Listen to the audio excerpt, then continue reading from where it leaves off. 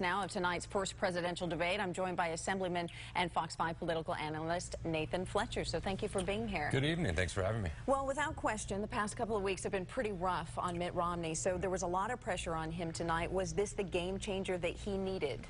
Well, I think you've got to look at it in the context of expectations. You know, as you mentioned, he's had a very rough period. They've had stories of internal campaign dissents. You've seen some of the GOP insiders very critical of the campaign they're being run and what's happened. You've seen sliding poll numbers in battleground states across America. And then really the very visceral reaction to the 47% comment. And so this really was a moment for Governor Romney to step up, and I think by all accounts he did. He delivered a strong, solid performance, was the clear winner in the debate tonight, and I think it remains to be seen the impact on the polling, but I think he did what he needed to do to remain competitive. But did he deliver those practice zingers we've been hearing so much about, meaning were there some of these defining moments when we look back at Reagan and other people? Were there any of those memorable moments tonight? You know, because you remember those really famous exchanges, between Clinton or between Reagan and Mondale, and in watching the debate tonight, I got a sense that Governor Romney was solid, but there isn't really one defining moment that came out. I thought he put in a very workmanlike performance in terms of making the points he needed, and solid overall, but I don't know that there's that memorable zinger that we'll carry with us moving forward. All right, well, let's share with our viewers one of the moments and responses of Mitt Romney tonight. Government substitute itself for the rights of free individuals. And what we're seeing right now is, in my view, a trickle-down government approach, which has government thinking it can do a better job than free people pursuing their dreams, and it's not working. And the proof of that is 23 million people out of work. The proof of that is 1 out of 6 people in poverty. The proof of that is we've gone from 32 million on food stamps to 47 million on food stamps. The proof of that is that 50% of college graduates this year can't find work. We know that the path we're taking is not working. It's time for a new path. All right, let's go. This is one of those examples. He seemed to really try to align himself with the middle class. And that trickle-down theory that he's talking about, I always thought was a GOP ideology, but now it's sort of been villainized. Well, he consistently, throughout the course of the debate, he honed in on the issue of the middle class.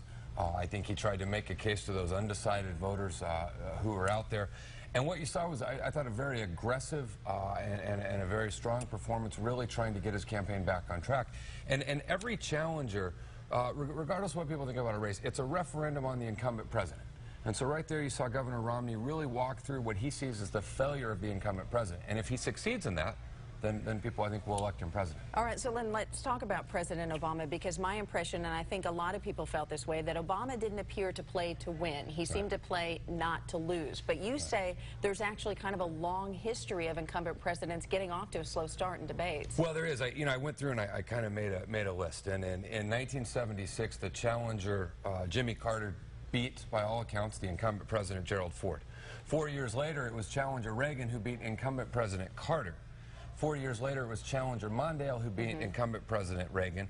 Then Clinton beat President George W. Bush, by all accounts, in the first race in '96, and John Kerry beat George W. Bush in 2004.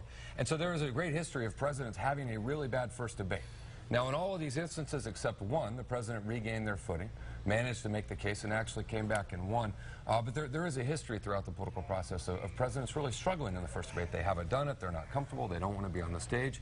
And I think you saw some of that with a few exceptions of the president. Well, for a sense of fair play, though, let's show one of the stronger moments by President Obama tonight.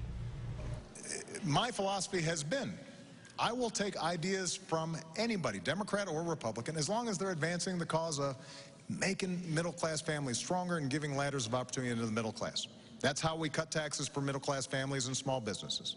That's how we cut $1 trillion of spending that wasn't advancing that cause. That's how we signed 3 trade deals into law that are helping us to double our exports and sell more American products around the world. That's how we repealed Don't Ask, Don't Tell. That's how we ended the war in Iraq, as I promised, and that's how we're going to wind down the war in Afghanistan. That's how we went after al-Qaeda and bin Laden.